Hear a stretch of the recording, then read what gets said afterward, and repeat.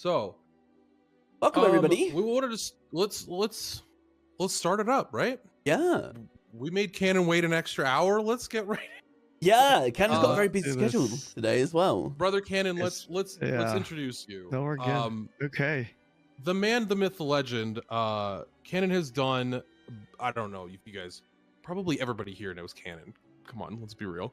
But from BDO to Lost Ark to Beyond, right?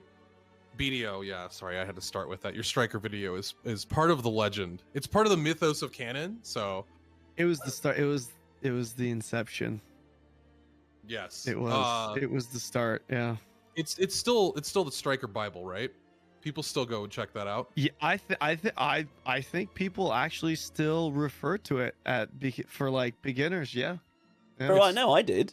I went to it because I started with like sorceress, went on to war dancer, then eventually went on to striker, just kind of keeping up. But I went to your videos. Oh, man. I thought you meant BDO. The BDO. No, that's what I meant.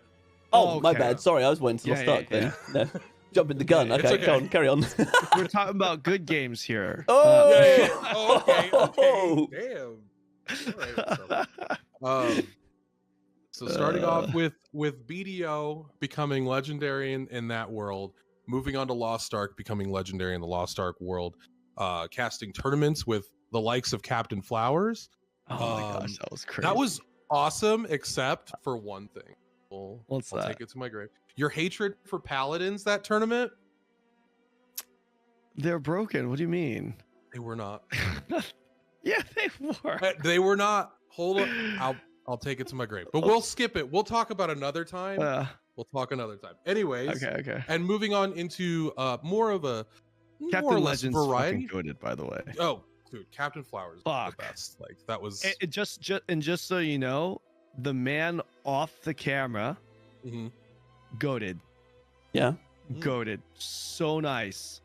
Like, I could sorry, I didn't mean to interrupt you, but I feel like I should, because like someone's actual character, like they're not like character in a video game, but their personal character is like, to me, it's like the most important thing in the world, right? And that man has a good character, so big shout outs to Captain Flowers. Sorry for interrupting you though. Oh, you're good. Absolutely. I was just I'm just announcing your accolades. You can interrupt whenever you like. Keep talking about me. Go ahead. Sorry for interrupting you. And of obviously of many reaction videos fame, everybody's reacting to your stuff now as well. In the more variety space, also doing Blue Protocol this last weekend. Welcome to BEVS with Ben. I don't know if you have a drink, but I got one. Gamer subs because it's 6 got in the water. morning. Water's a good idea. Yeah. Dude, I don't know if I'm allowed to say this because I mean, I think are we all sponsored? You guys are both sponsored by Gamer Subs, right? Yeah. I don't know if I can actually say this because we're all part of the team, but I feel like it's a problem that I drink their stuff every day. Like I'm afraid. I'm afraid because I literally take it every day because it's really good and it's the best source of caffeine that I've actually had. It's even better than coffee. And I don't know if you guys know this, but it's like one bottle of Gamer Subs. It's like the same amount of caffeine or very close to the same amount of caffeine as it's like an Americano, like at Starbucks, because it's two espresso shots, right? So you're essentially getting like the same amount of caffeine. It's natural caffeine, and it tastes fucking great, So I'm like, I just take that because like the caffeine high is even better, and I don't crash with Gamer Subs. Oh yeah, so I that's just the take best this part. every day, but it's not because I feel like there's no way that could be healthy for me in the long run. In the long term, I'm a little afraid. A little afraid. Afraid if you come off in the long term. Breathing. What's that? And just living. Everything's unhealthy in the long term. Let's be real. You'll be all right That's with true. Gamers. I know what you mean. I know what you mean about the old Gamer Subs. It does. Like the first time I had it, I was like, okay, this tastes pretty good. Just put it in some water, like give it a shake. Tastes pretty good. And then like half an hour later, if that, I'm like, come on, let's get your game on. I was like, really? Let's go, man. Like, it was. I was like, whoa, I didn't expect it. I mean, I drink coffee every day, but Gamers, that was a different level, man. I was good to go. Good to go. I still drink it every day too. when I started doing the tournaments in Lost Ark, I was like right before a Papa Gamer Subs. Drink that, and I felt fantastic. So usually the whole tournament. That's so good. It works. It's great. Anyways, everybody use the hashtag GamerSubs for your favorite person. That was a good promotion. I appreciate it. Slipping that one in there. That's how we do it, man. That's how we do it. So how are you feeling, Kanon, about the current landscape of these many betas in a row, and how are you feeling as a person? Oh man, that's a good question. Dude, well, for my personal perspective as a content creator, it's both exciting, overwhelming, stressful. It's just a combination of emotions, right? But like as a content creator, it's a window, and we were talking about this a little bit before we went live, but you know, I kind of have two sides to me. 50% of me is a passionate gamer, just like everyone else, and then 50% of me is a content creator, someone that very much enjoys the entrepreneurship, the entrepreneurial side of things with content creating. So growth is something that I very much, you know, focus on with my channels, and this is that time, right? Like, you got a beta test, and specifically Blue Protocol, I know nobody else is playing the beta test, so that's even a bigger window of opportunity, and that's what it is. It's just a window of opportunity. So the 3 weeks, it's been crazy. I prepped for it for sure. I've been waiting for those dates for a while, definitely scheduled around them, and it was just, you know, you do your best, you give it your all, and if your videos and your content does great, then you've knocked it out the park, right? But it's tiring, because it's unhealthy. There's no way, because this was the first time there's been a situation where it was back to back to back. And at first I was a little bit concerned, because originally Blue Protocol, the beta test was supposed to be like the last week of the month, so I thought it was going to coincide with Diablo, so I thought I was going to lose a weekend. And the moment they announced it would be on the 31st, I was like, thank God. But at the same time, it was like, oh my God, it's like 3x the work.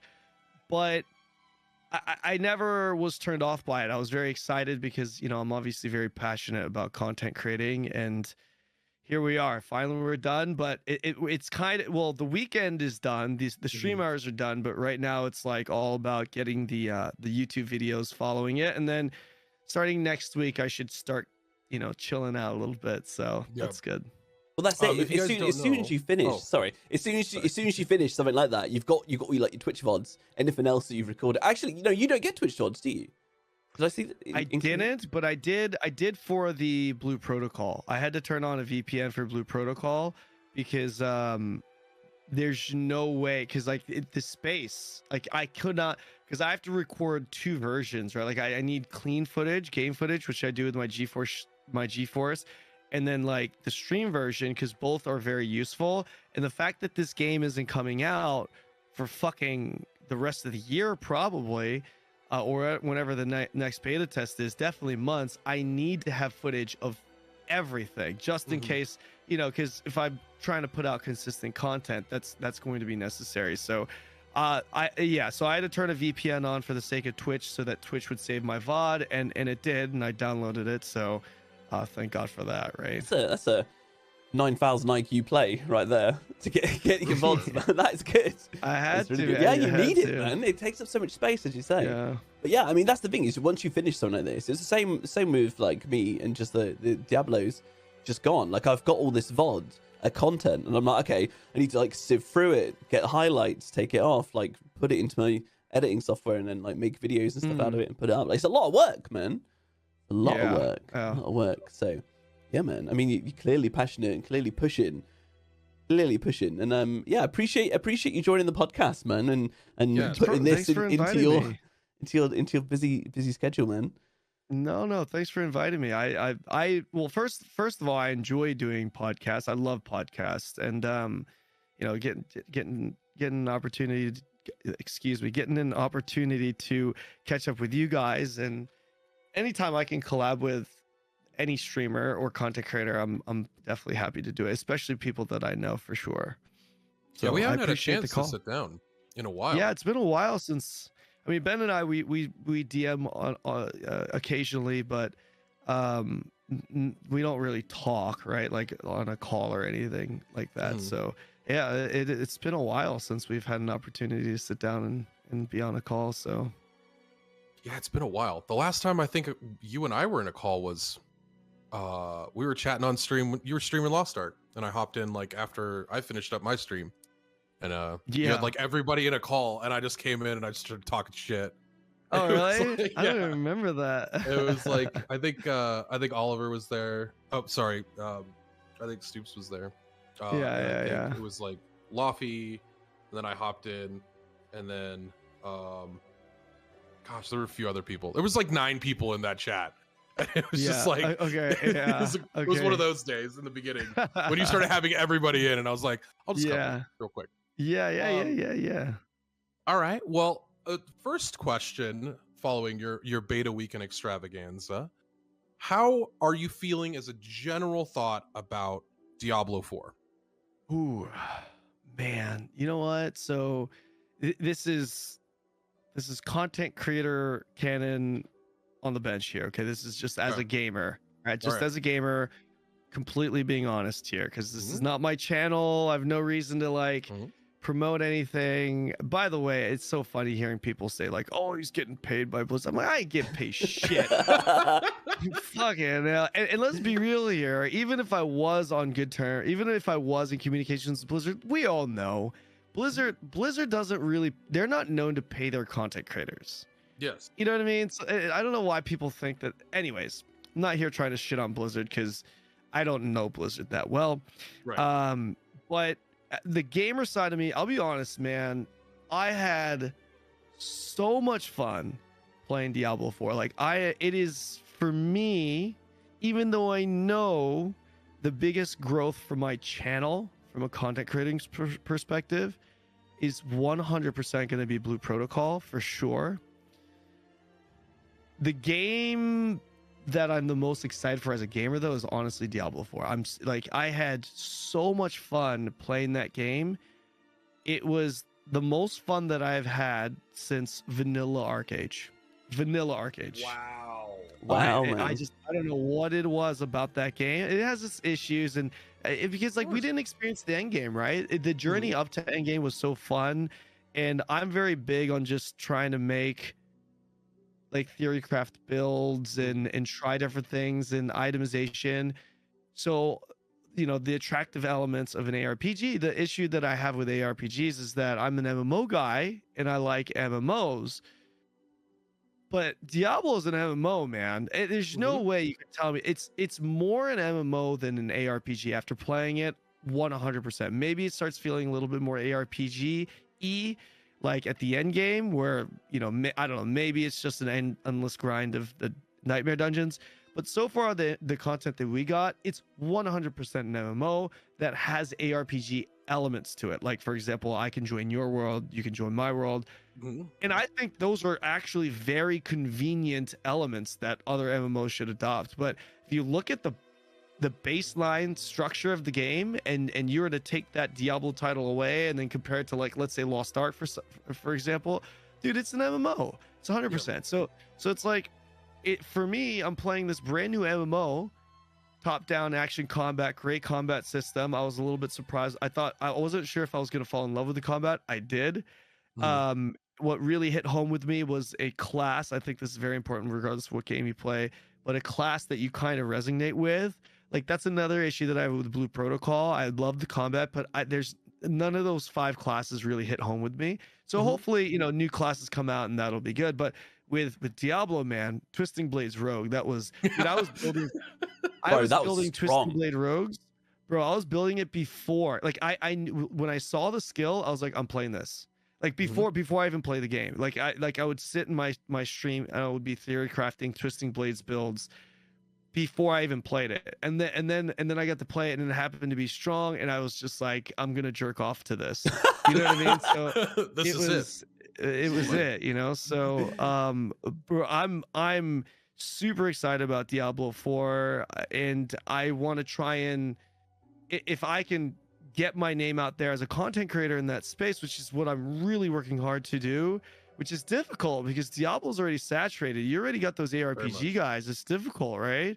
Yeah. But I mean, we got to do what we can do, right? You know, I'm not going to just not make content for it. I'm going to try. Yeah. Did you so yeah. Oh, so you finished now. Okay, because what I was going to say is, did you ever consider going ranged? Because I know you're a melee guy, right? Like when it comes to games, I'm very much a melee. Did you ever consider going ranged rogue? Oh, absolutely. I tested that. I tested every build that I could with ranged rogue, and I played every other class because as a content creator, I feel like I do need to understand all the classes, and that's why I played everything. And I tried. I think rogue is a very interesting class. If we are going to talk specifics about Diablo here, I think rogue is a very promising class, and it's one of the few classes where every single one of its core skills has a lot of potential. The issue with ranged right now is that, I mean, obviously it's not as good as melee right now, but ranged has a lot of potential, but it needs a little bit more, which I'm sure it'll get, because it needs different legendaries, right? Like like, excuse me, barrage in theory is good. Like penetrating shot is in theory very good because it penetrates mobs. So it depends on the build that you're using, but I'm an inner sight guy. I like playing inner sight. So if you're playing inner sight, rapid fire's not the best, right? Because if you have a target that's in the back, you're not going to hit the target, right? But something like barrage, where you play shotgun melee style or even penetrating arrow, I think penetrating arrow with the inner sight is definitely possible. It can be insane, especially with the legendary. But the issue with that right now is that you don't have access to the capstone, and you burn way too much resource, and you can't refill the energy bar like you can with twisting blades and some of these other builds with it yet. But when you can, and the energy doesn't become a problem, and you're starting to pick up, you know, the capstones and additional skill points, then I think we're going to really start seeing, like, my eyes are on penetrating arrow. I think penetrating arrow is going to be really fun, but even rapid fire is really nice. But yeah, we just have to see. I think ranged has a lot of potential. We just have to see more from the legendaries. Twisting Blade stole the show, but it only stole the show because it had the best legendary and synergized the best with inner sight, right? Yeah, absolutely. Yeah. Go ahead, Ben. Yeah, I was just gonna say, like, seeing your video, we did bring it up on last week's podcast. Seeing your video taking down like the world, but you basically soloed it, and it was really impressive. It's really basic because the inner sight is incredible. It's absolutely incredible. Single target against the boss. Because I made the build. Like, I brought it up on stream, made a rogue. I ended up with all characters at 25, but I made the Twisting Blades rogue. And yeah, it's incredible. Zipping around, all the mobility, because you've only got one defensive skill on a rogue.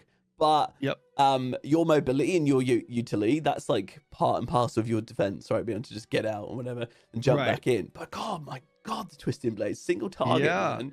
Bro, and that was crazy. Just so you know, that was the first world boss. So that was before everyone got juiced, right? I feel like that I feel like that is an asterisk that should be noted, because that was before people were really built, and that was before people were really juiced, and that wasn't even optimized. Like my build there isn't even optimized. I only had I think I only had like 3 legendaries that were actually relevant to the character. Like it, and Twisting Blades wasn't even on my weapon. It wasn't even on my bow, right? So I didn't even get double the effect on the Twisting Blades. So it wasn't even optimized. It's just really strong. It's just really strong. I'm gonna what class? Oh, go ahead. Are we switching to the other one? Yeah, I'm gonna swap to the other scene. Okay. And bring this one up.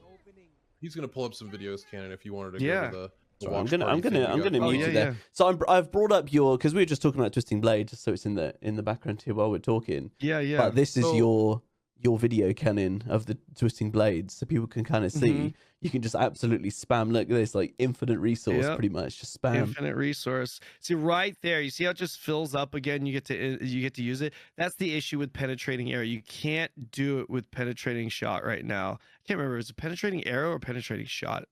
Anyways, it's penetrating something. Yeah, it figured it out. Yeah, yeah, exactly. The snipe shot, right? I think that skill is going to be very popular, by the way, because it's literally like an op shot in Counter-Strike. That's the way the skill is designed, right? But yeah, this is just insane. I'm not even playing it right. Like, look, my clones were down for like fucking 7 seconds there. Like, you know, because we're at this point, not everyone's just played this game for like a fucking day, right? Yeah, that's literally we're day all 2. Still, so I was gonna say. This is it's the early days of the build that I mean, you know, like, yeah. Oh, go ahead. So I was gonna say, you know what's actually interesting? This is a little bit. I mean, it's on topic, but a little bit different. A little bit of a different thing. But so like I'm looking at this and it reminded me, like, because my build is actually not optimized here for this specific boss fight, right? So yep. I think it's really interesting to see what happens with builds and what the end game experience will be like with builds and characters, because of the fact that you can't really respec for everything. In Diablo 3, you go to this world boss, you're going to be spec for the world boss. Then you do your Nephilims, you're going to be spec for that. You're pushing content, you're going to be spec for that. In this game, it's like drying cement, right? Like you're going to eventually have to choose one spec, one build. So like right now I'm running dash and shadow step, which I don't actually really need for this fight. So I could actually get extra damage here and pick up a poison imbue or a cold imbue, which would be better for a single target. But it's like, you can't really do that at the end game in Diablo specifically, right? Like, so a part of me is starting to really kind of appreciate that a little bit more, because I think if you allow the players to constantly respec, then that's what ends up happening. You have to have you're like, just as a gamer, you're like, well, I just to dish out extra DPS, I'm going to go ahead and respec for this boss fight because that's what I should do, rather than, this is my character, this is my build. Yeah, your character's better than my character in this, but my character is better than your character in this. And then, you know what I mean? It's like, are you going to go for single target? Are you going to go for fast clears? Are you going to do a little bit of both? Are you going to build, are you going to do it for pushing content? What are you going to build for? So I think it'll be interesting to really see what happens with that dynamic at the end game for Diablo 4. I'm actually very curious as to what happens. I think that. Oh, go on, DJ. Go ahead, Ben. Go on. Sorry, DJ, you go. No, go ahead, Ben. I'm still watching the video. I was going to ask about that. No, it's all good. Go I ahead, mean, go ahead. I wasn't a huge fan initially when I kind of found out about like the drying cement. I think initially I was like, oh man, it's gonna lock people into their builds. It's gonna, you know, you can experiment as you're going. And during the beta, like, it wasn't expensive. Level 25. It was like it's nothing. It was like 1 gold to take off a skill point or something. I don't know. It was super cheap. But I kind of like the idea. I think the more that I thought about the game, I think I kind of like the idea that it does kind of dry in, and you end up with a build that ideally that you can do everything with. And I did try out different builds. Like, for example, with my sorceress, right? I had a fire build going and an ice build going. Fire Hydra, like we know, like Hydra's crazy powerful. And for fighting single targets, when you've got 2 Hydras fighting a boss, that was great. Clearing through the content, it was really good with like explosions on your enchantment slot. And hey Zen, thanks for the subs. Zen 1 HP has gifted our boy 5 Zen. subs. What's up, brother? Appreciate it, man.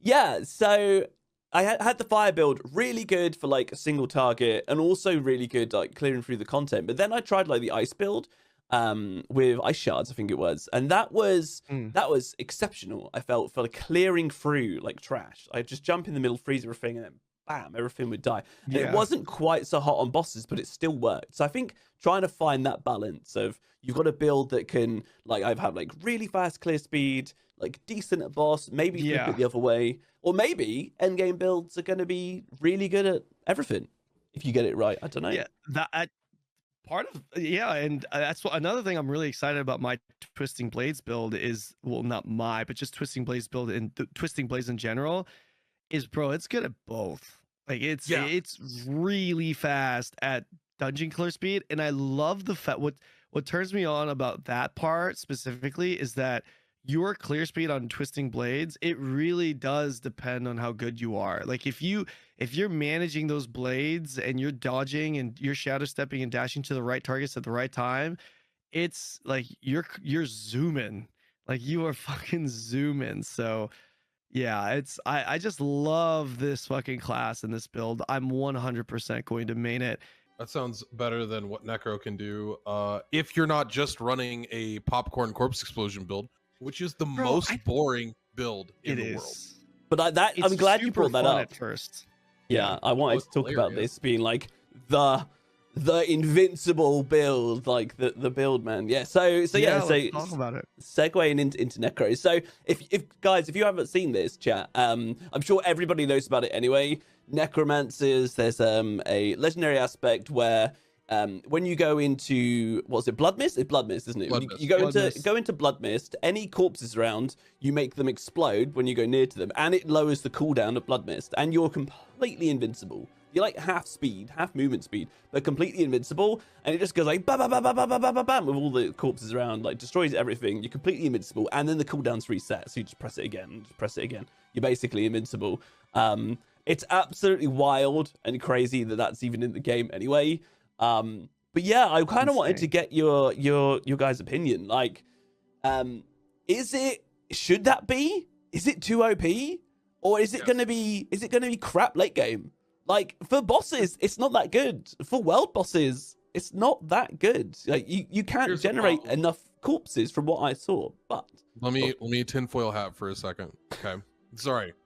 So as a Necro player, we found out something when we had 2 Necros in a party. Their corpses contribute to the other Necro's corpses. So you can create corpses for the Necro to just sit there and spam. So automatically that's like, it becomes an insane build because you just run 1 barbarian, 3 Necros, and the other 2 Necros just build whatever that isn't corpse explosion, right?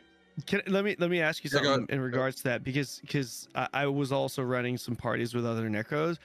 How does that work exactly? Because like when we were doing it, it was, I don't know, it could have been bugged, but like I would see the corpse sometimes and sometimes I wouldn't from my teammates, but I was actually not seeing the corpse more than I was actually seeing it. So they would put the corpse out, they'd be like, you know, where, like my corpse. So we had to actually tell each other where our own corpses were because we were trying to drag the boss into the corpse.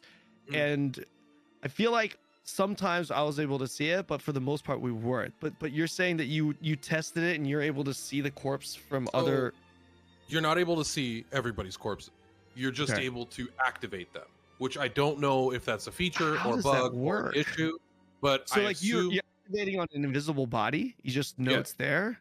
So our other Necro, I would have corpses down. He would have no idea where they were. And we were doing a farm run right outside Kyovashad. We would teleport out, do that event. He would go out and there would just be corpses everywhere because I was running a shadow damage build, which is the worst build right now. There's so much that needs help. But anyways, I'm running this build and anywhere he went, it was just explosion. And because I was also like creating corpses, I was like, dude, I can't even corpse explosion. I can't even do anything. And he's like, I think I'm taking your corpses. And I'm like, you definitely are, because he's just a mist running around. Also, the issue, the other legendary with Blood Mist is that you can remove the penalty of Blood Mist, which is the movement speed. There's another legend for that. That's another reason that build is so broken. But that aspect of it, I'm thinking like, okay, you run a pet-based Necro build because their damage can stay up, and then you run a bone Necro. Once the pets are, you can heal them with 1 corpse. You don't have to take them all really with the corpse explosion build. But then if you have a bone Necro, they're creating corpses too. You have enough for a boss fight for sure. multiplying that by 3, plus them creating their own corpses, plus pets can create corpses, plus the golem can create corpses. It's just like there's so much that you can do to funnel the damage into the Blood Mist Necro as of right now. Right. And again, we're only looking at level 25. There's a whole lot more game to go. But as of right now, I think that shit is broken as fuck. Like that. Yeah. You can't have a class be completely immune to damage and also just pumping damage. Like, what are we doing? Yeah, right? I agree. The funny thing is, people ask about PvP and shit. I'm just like, don't worry about anything else. Just you can't beat a Necro.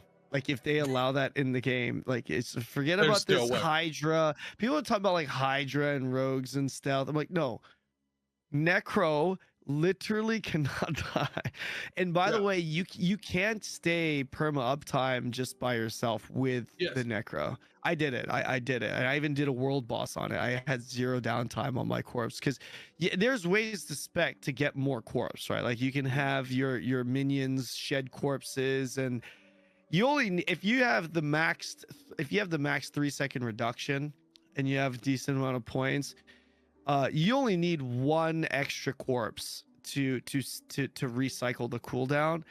And if you could already get that at level 25, it'll obviously be even easier at level 100, level 50, right? So it is broken. I think it's something that, which, like, this is another thing that I don't understand. It's like, Blizzard is either incompetent, the dev team over there, Blizzard, whoever's running the show, they're either incompetent and wasn't listening to the feedback, or the people that were actually testing it and giving feedback.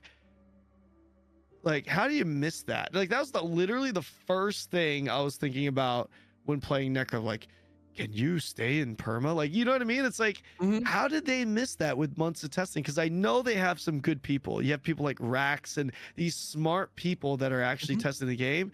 It's like, did they miss it and they're not as intelligible as we think, or did they fucking say it and Blizzard is, incompetent, or maybe this is just a different build. Maybe it wasn't in the game entirely, and this is just a new feature, a new spec, or new something that was added.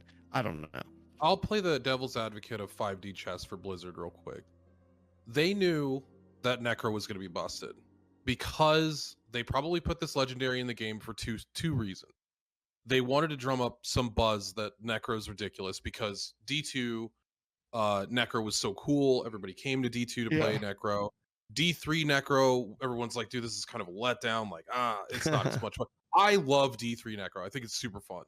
But then they were like, all right, D4, we'll show off, like, you thought this was broken. We're going to show you what you can do in this game.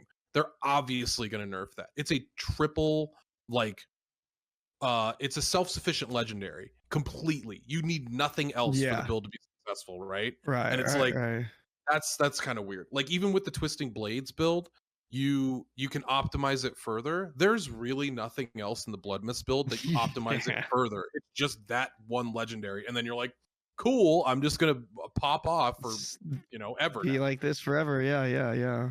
So I will say though, if I don't know if you guys still want to talk about the Blood Mist build, I'm happy to, but if we were gonna shift gears from that, this might be a little bit of a hot take, but I feel like out of all the classes that we've actually seen, out of all the classes that we've seen in their kits, bro, I feel like Necro is the worst. It has the worst potential. Bro, I was saying that. I was saying nothing there. I think. Agree.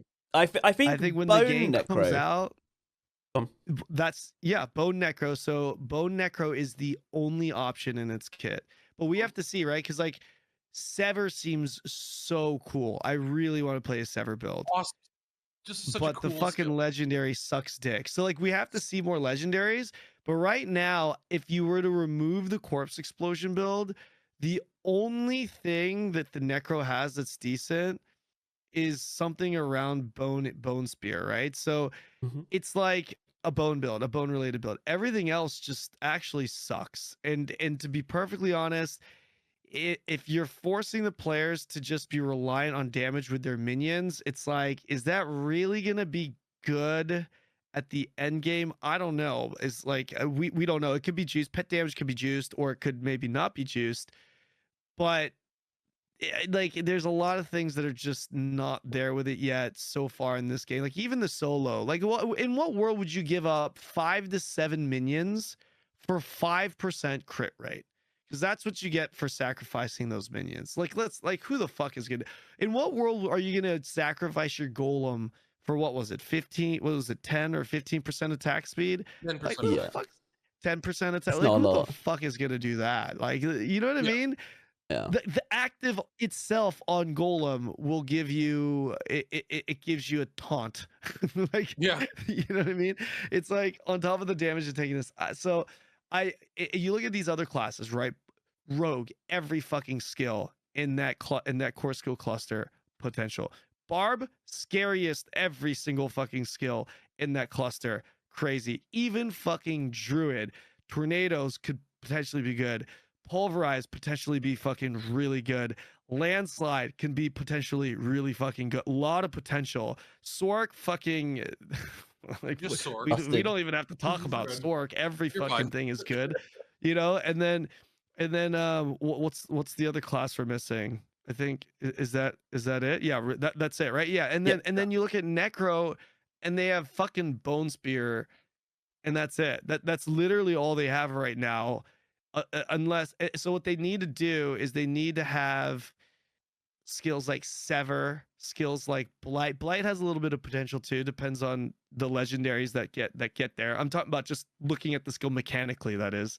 Yes, but again, Blight's a really bad spender for damage, but it exists. Yeah, you never know. Like, what if you know, what I'm saying is, like, maybe what if there's a legendary that transforms it from like a dot to an explosion, and you can scale off the I don't know. I will say this, the other potential, but this goes back to being forced into a pet build. The other potential with Necro is Bone Spirit. Maybe like a Bone Spirit build where you're just spending all your meter not on a core skill but on the actual Bone Spirit, and then be reliant on your pets and whatever. So that, like, outside of Bone Arrow and Bone Spirit, that was the only two things that I thought could be that had potential at this moment in time. Well, I'll jump in here. So I've brought up in our videos, in our shared videos here, I've got up. This is a bone spear build that I made for Necro during it, and it was actually very strong. I sacrificed the minions apart from the golem, because you say, like, there's no way I was going to get rid of the golem. Having that taunt was like one of my only defenses for this. But I managed to put loads of points into passives, and I actually got to a point where I say basically two-shot one of the bosses with how powerful I managed to get the bone spear up. And I just think that for late game, this is the way. I think maybe with some more skill points, because I've got a free skill slot, I could actually put the corpse explosion and the blood mist in here for defense, because late game, I don't know how strong it's going to be. But if I go back to the start of this video, I've put in a clip here. We've got the boss. Right, I'll try and pause this. So basically, I've just ramped up a few like buffs. I've got like a 50% extra damage on your first hit, and a load of other like crit buffs and things, because I've done like a basic attack. So the boss is missing a little bit of health. And then I fire off. There we go. So we've got a 9,000 hit with a bone spear, which then rebounds. Can I do it quick enough? There you go. That's one hit. It's gone from about here with the health all the way down to nearly dead, because it's rebounded off the wall. So I think the potential for bone could be really, really strong for late game if you really go into it, because like that got demolished. But I did also bring up another build I made quite early. While like yourself, Kanon, we're looking into the corpse explosion build, there was another one that I brought up, which was like a summoning build. Hold on, let me just bring this one up here. This was day one, correct? This was day one.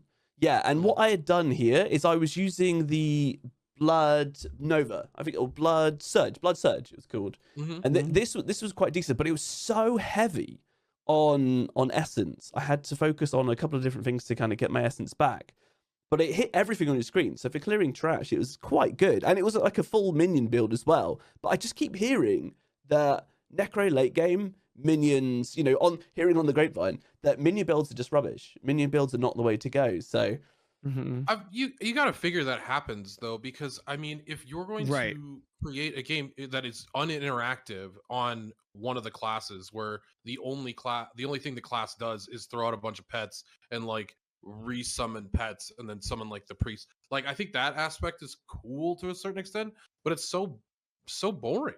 Like, what? Yeah, I Well, agree. you wouldn't have the retention. Like, that's why I love D3 Necro, because you had a teleport, you had some sort of movement skills with the blood skills in general. Whereas now you have no mobility. You have the only way you're catching somebody in PvP from the other 4 classes that exist is throwing up the bone wall, right? And there's a legendary that you have with that where you could suck people in and then slow them, which is still not great because you could still spacebar at them. You could spacebar beyond the bone wall. Either way, I think that Necro, like you said, is in not a great spot for any build other than Bone Spirit and potentially Bone Spirit. And I tried Sever, I tried Surge, I tried both blood builds, which was the Bone Lance build. There is just like, it's just nothing works. And it's really, really kind of a bummer, because I started off with Sever and I was like, oh my god, I love this class, it feels so good. Now again, I'm going to main it on live because this is my choice. Go Sever. I will. I absolutely will. I'm going to try another melee build. Because they're definitely going to add.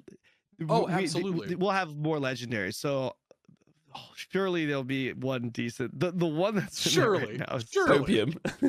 Here's you imagine the if there's sorry, go ahead. Oh, I was just going to say, the main problem with shadow damage, it requires you to press 2 buttons before it does normal damage, where you're pressing both of your curses, which is terrible.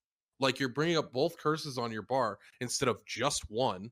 Like, what? I mean, if you're going a pet build, you take Iron Maiden. If you're not, you take Decrepify. Why does it require me to put both down to do 50% more damage? Really? That's it? That's it, dog? Okay. Everything's dead by the time I press those 2 buttons. Anyways. And it doesn't even do that much. I'll go off on Necro for 45 minutes. Like, I think I think there needs to be a little, I don't know, it needs a little bit of love in other directions. Yeah. I just don't like the build diversity right now, but we just have to see. They could juice it out, but I don't know. I still think that the passives that you get for sacrificing your minions is just not worth. But who knows? Maybe they scale better. Maybe they scale better, like in the late game. But like, I don't know, 5%. Like, it just. There was a passive. 5%. There was a passive towards the bottom of the skill tree with your ultimates, I think it was, on the right hand side, which boosts the passive you get. Which is if you kill your pets. Points if you kill it boosts your sacrifice total passives. There we go. Make it more clear. Yeah, so that's good. Yeah, so I would suspect for them to make like solo non-pet builds viable, they would need more stuff like that for sure. Because that's what I mean. He's like, just 5% flat. It's like, what the fuck, really? Like, no way. I mean, that only goes up to 7.5%. Like with that pet. Or with that extra passive, the extra points in that direction, and then beyond that, your capstone like is a explosion based, almost like a dot for shadow damage. Which again, it's after 2 seconds that something happens. Right, if you're stacking enough shadow damage, it's just like it's a weird build. Yeah, I don't like delayed damage. Not a big fan of delayed damage. And I think that's the issue with Necro, is that they like the identity of the Necro has always been the pets, but they're trying to balance that with having like good melee builds, and so far or like good range, other good build. Bro, I'm definitely gonna be going either Sever or like a Bone Spirit build. Spirit, not Bone Arrow. I'll probably go Sever, just because again, I love that type. I love that type of mechanic. It's similar to like Twisting Blades, right? It's essentially a boomerang. So hopefully we can put something together that's pretty good for it. But who knows? I just think it looked cool. Sever looked cool. Setting out that skeleton, like it's so cool, and then like comes back. I'm doing it again. Yeah, that's cool. I'll definitely.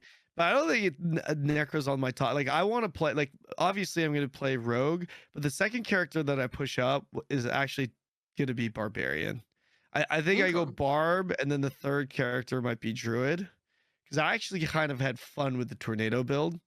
But BarB, dude, BarB is fucking juice, dude. That is a fucking class. You're obviously obviously gonna be so good. You're obviously aware of the 359k crit.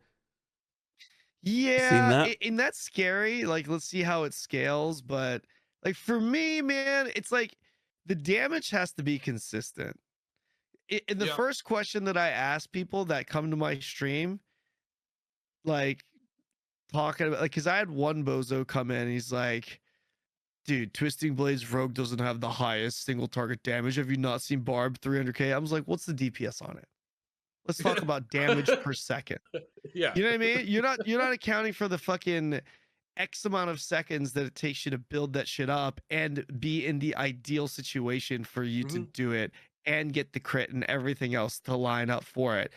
And then sit on like a long cooldown, right? It's like, you're not talking about that. Twisting Blades, god tier, because the DPS is insane. You're literally doing thousands of damage every second with no downtime. It's not that you're seeing a big burst. It's just constant, right? So also, you don't have to stand still. Yeah, exactly. You don't have to stand still. You're moving. So I think, I mean, it's obviously cool. I think it'll be, I would be interested to see how that scales though, because 300k. Okay, despite what I just said about it, 300k is still 300k in the beta, right? That's pretty fucking crazy. So maybe the burst is high enough to sustain decent DPS because it's just that high, but we don't know with the scaling, right? But it would be interesting to see for sure in the end game. It was scary for me. That as soon as I saw it, I was just like, what the hell? Like, I don't know the exact number that like a normal boss from a dungeon has in terms of HP, but I'm pretty sure it's something like 40, 50k. Like from when I was hitting things for like 10k plus like another bit, and it would chunk their life down. Maybe it's like 30 to 50k. I don't know. Like some of the bosses, like to hit 300k, I'm like, bro, is that one-shotting a world boss? Like, I don't know. I think the world boss. I think someone had like a slowed down calculation. It has some like million some odd HP. It has a lot more than that. I mean, even though like you saw the video of Wu Dijo doing just the solo boss stuff, and murdering the boss. Like obviously it takes like 20 to 30 seconds. You could take that and factor in your DPS uptime. Like I don't think a BarB's gonna do that. What if you had 4? What's that? What happens if you had 4 BarBs? You got a party of 4 then BarBs. you have a great time. You just got to a world boss and go, boys, this one's dying. And just go up and just go like a bit of ramp, whatever you got to build, and everyone just goes, bam, boss just dies. Like, is that a thing? Then, is that a thing? I think that could be, but I think that with the scaling, it's going to get a little out of control, because I don't think we're going to sit here and like 300k is going to seem like a joke in the Diablo endgame. Like we've all seen people are hitting for trillions in Diablo 3. There's literally like the number would be beyond the screen, so they shorten it down to like 10t, and it's like that we're getting like Lost Ark territory with that shit. Like that it's a little bit much, but I think that towards the end game we'll see some really cool stuff and expand on it, and it's really good to just be able to theory craft. You know what I mean? Sure. So you said that you're gonna play Rogue to start, BarB as a secondary. How are you feeling about hardcore? Did you make a hardcore character during beta? I don't know. Yeah, I made many. I was practicing speed running, dude. I did so much. Every minute of the beta test, I was doing something. Like I could not waste a minute, right? So yeah, I did hardcore on my speed runs. My speed runs actually, like, considering all things considered, the amount of times that I was able to test. The problem with speed runs is like one attempt is like bye 1 hour, right? It's only, you do 10 fucking speed run attempts. That's half the day gone. Yep. So yeah, sorry, I'm kind of fried right now. I'm super tired. No, but you're good, man. You're good. What was the question was? Have you tried hardcore? Yep. Yeah, so I'm definitely not going to do hardcore out the gate. I agree with Crip. I don't know if you saw Crip's video. I agree with Crip 100%. I think it's I think it's crazy. I think you'd be insane to do hardcore in the Absolutely. beginning with all the disconnects, all that shit. No, fuck that. Also, I want to push a character. I want to push a character really high, and I want to push as far as I can go. And on a hardcore character, you're never going to push as far as fast. And I'd rather push hard and fast. Well, you know what I mean?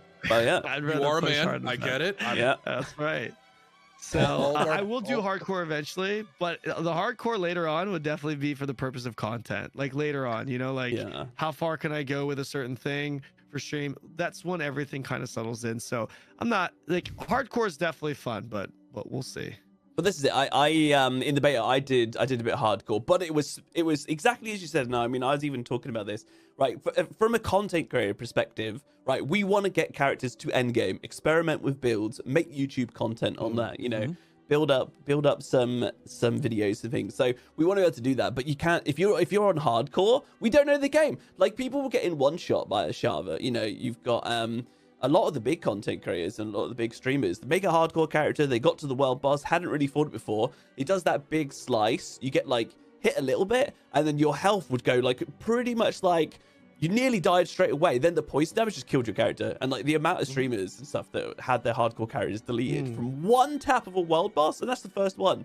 If you don't know the game yet, it's silly to, as a content creator, to make a hardcore character straight off the bat if you were planning to do like YouTube videos and builds and guides, which you know is important. So that, but on that, I got loads of characters to I actually ended up getting them all to 25. I kind of made some builds, did some YouTube content, and then towards the end of some of my streams I was like, right, fuck it, we're gonna do hardcore with the boys. And I got like some of the guys, we got a clan going, so I got some of the guys from the clan. We started a hardcore run, I made a Necro, a blood Necro, very tanky. It's just like I'm just gonna like do the I'm a vampire kind of like Necro, that kind of fantasy, right? Going through, it was kind of cool. I was wearing a shield because Necros can wear a shield, right? Level 7, first dungeon we go into. What do we run into? The Butcher. Of course we did on hardcore, and our party just like scatters, and I'm there like attacking it, do like no damage. What happens? He pulls me, chonk, dead. Like hardcore, my first hardcore experience. Level 7, Butcher, dead. Rip that character. Eventually did make another one, got it to 25. I kind of did it solo, caught up to the other guys. But there were some good moments, Kanon, I'm telling you. For like comedy and for like clips and stuff, hardcore's great. It's so good. It's amazing. Absolutely. Because you get those panic moments, and it's cool.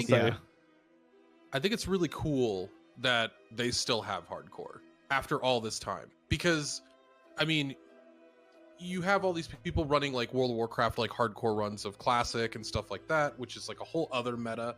Obviously hardcore doesn't exist in that game, but that's a cool aspect of it.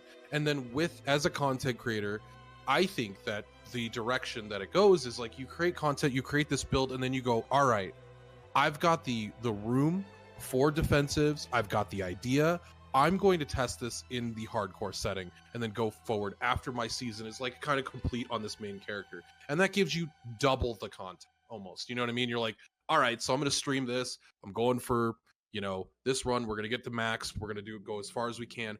We make the build. Then we go into hardcore. We build it from the ground up, have our defensives. I think that's a great idea. I think that's really cool. So yeah, I'm a huge fan of hardcore so far. But I'll definitely do it. Just in due time. Yeah, sure. Yeah. You're not going to do it off the rip. That's just no chance. Okay. Yeah. I know you're getting a bit fried, Kanon. Are you still good to go for a little bit, or do you want to call it? I can hang out for a little bit longer. Okay, because there was from my perspective, there was kind of two more things I wanted to talk about. One was Druid, and two was a little bit of Blue Protocol, because I know DJ's keen to get into Blue Protocol. But if we jump into like Druid, Druid thoughts not too strong in the beta. Yeah, well, the thing is, it should be the worst class, right? It was the only class that didn't have its class mechanic. So it's like the example that I give on my stream. Well, it didn't have its technique slot, but part of their class identity is to be able to equip 17 fucking weapons, right? Like, so they benefited from that. They did, and it's think about like, and if you remove that, like let's say they could only equip 2 weapons, would they have done? That would have been bad. Even worse, right? Because they were only just starting to show what they could do. So, in the example that I give is this: take Twisting Blades Rogue, because it's my main, right? Take Twisting Blades Rogue, Inner Sight. You remove the class mechanic, Inner Sight, and then you remove the legendary Twisting Blades effect. Now, how strong is a Twisting Blades Rogue?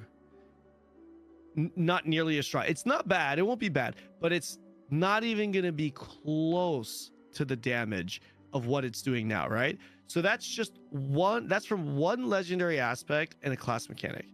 So, like, it's the same. Like, there could be one juiced legendary aspect for, let's say, Tornado, or for, let's say, Pulverize, whatever, that we don't know about, and then the class mechanic added. Now it's all of a sudden like Twisting Blades level. We don't know, but what we do know is that they don't have their class mechanics. And if they're performing up to par with other classes without their class mechanic, that's a problem. I think that's a fucking I think that's a bigger problem than them being shit in our version. So it was kind of interesting for me to see. And I remember I actually had Woody join me on the stream, and I was talking about and reacting to Rax's video. And Rax was bitching and complaining about Druid, and I was just completely confused. I said the same thing that I just told you guys now. Yeah. I was like, first of all, I don't understand why he's complaining about Druid, saying it's the worst class he's ever played in all Diablo games. Because that's what he said. And I'm just thinking, and what I said, and this is Rudy was in my channel, he was responding to me, and I was saying, number one, this is a guy that's played the game. He's tested the game. So maybe he hasn't tested the end game, but I'm pretty sure he's tested the end game. So if he knows what the Druid is capable of doing, why would he be complaining about a level? So imagine if we played a beta test next week where it was only to level 10, and let's just say Rogue sucked at level 10, but you know Twisting Blades fucking Inner Sight is there.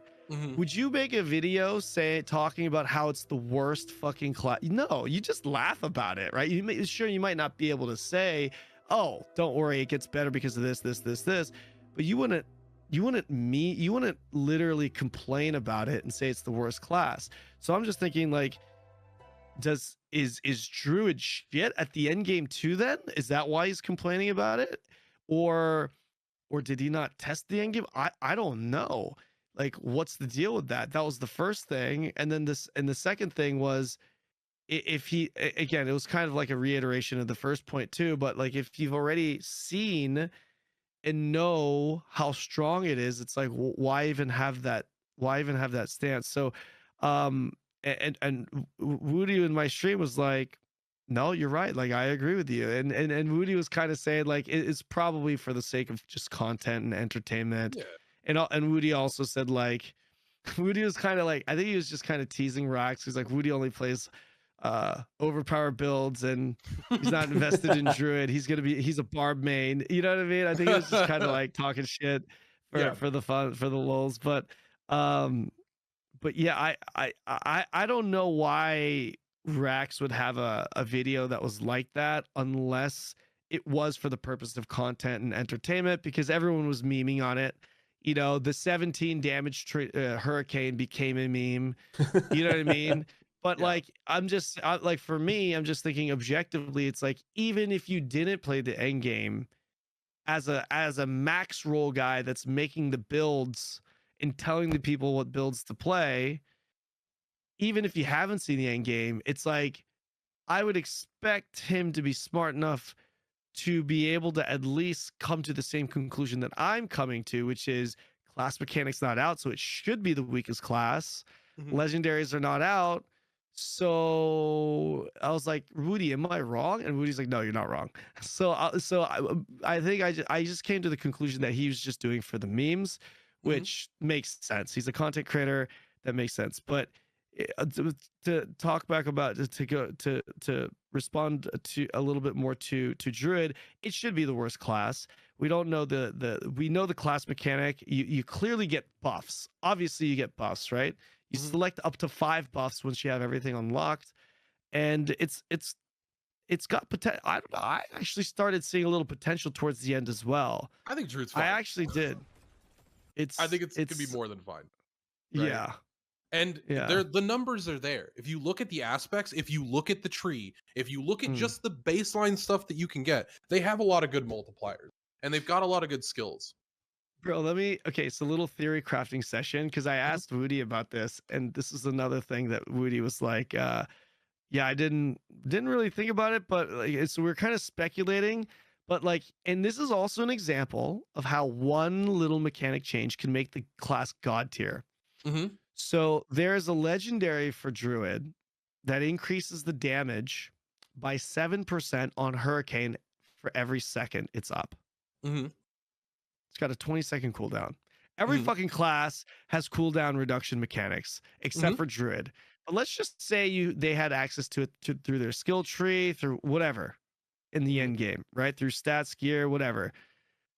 Like, and I was like, Woody, if you get that cooldown reduction down, because it's an 8-second duration, 7 or 8 seconds, let's call it 8, and you could cycle it to have perma uptime, and you're gaining 7% damage every second on it, does that keep going up? And he was like, yeah, that's what I was saying. And he's like, I don't know. I haven't tested it, but like, I would imagine not. I would imagine not too, because that would sound broken. But there you go. You know what else sounds broken? Perma uptime on fucking corpse explosion mist, blood mist also sounds broken, but that's in the game. So it's not completely.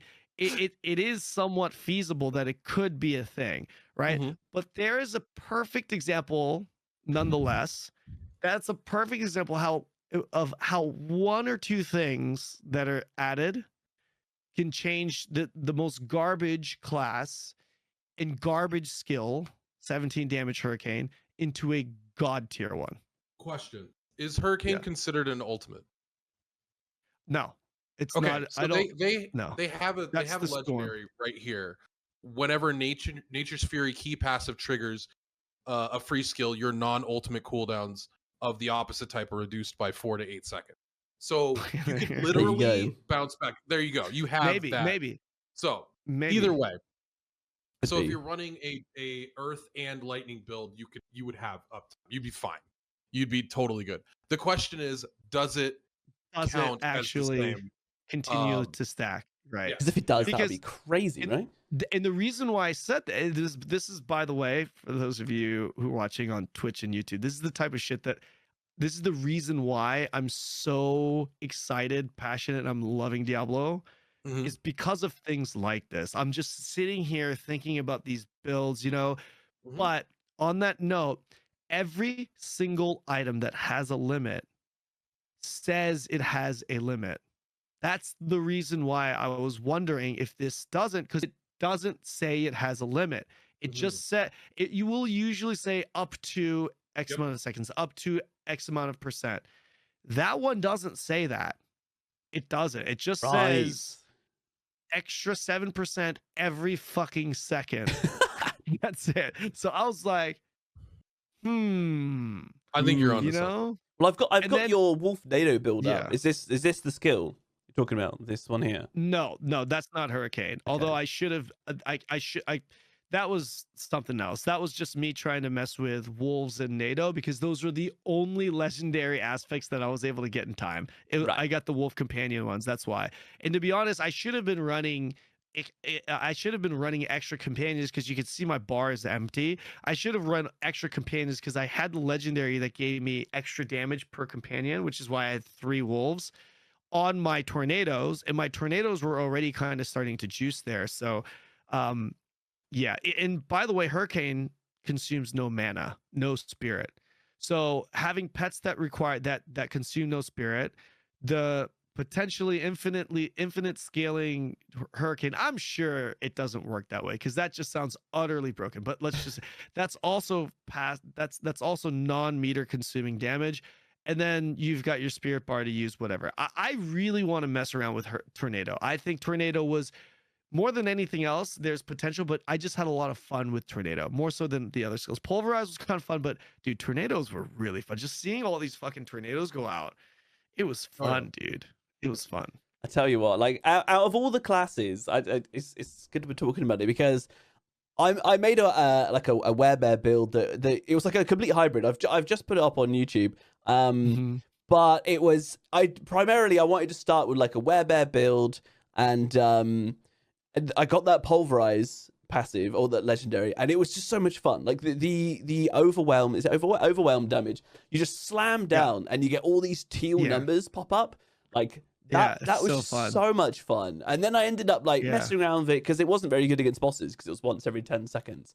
I ended up making a build that used literally all the different elements. Like you went into werebear, went into werewolf for one skill, went used earth magic or nature magic, what it's called, and like the storm, and it actually worked. I was actually really shocked, but it was so much fun running around as a bear, just going bam and just like destroying loads of stuff. I'll see if I can bring it up. It's like I don't know how that's gonna work like endgame, because it seems like if you look at the Paragon board and all these other things, it seems like they do want you to choose between like a transformation in and out, constantly transforming type of build, and a permanently staying in this form build, and a elements build that for some reason it really looks like they're trying to push you towards like a storm and earth alternate build, like alternating build, like what DJ was mentioning earlier, because obviously based off the legendary. So I don't know, we'll see. That's what it seems like for me. I had more. I thought I wanted to it's a druid, so you want to definitely try the transformation, but I don't know, like I had more fun with the tornadoes and elements than the transformation builds. Yeah, well, I've just brought it up so Jack can see. But I actually had the legendary that was like when you use a storm skill, it buffs your like earth skills, and when you use an earth skill, it buffs your storm skills, things like that. So I basically went up. How the build worked is I would do like a basic attack, which was the like storm one. It also did vulnerable, and then I could just use landslide. And I put loads of point in landslide, and for single target stuff, it was amazing because I had like extra it's like when it was crit or something, you got like an extra landslide. I can't remember, I explained it in the build. But that was really good for single target damage. So I had that, but then I also had the pulverize, and it just had everything. And I thought it was going to be terrible, but it actually worked really well. And I had a bit of mobility.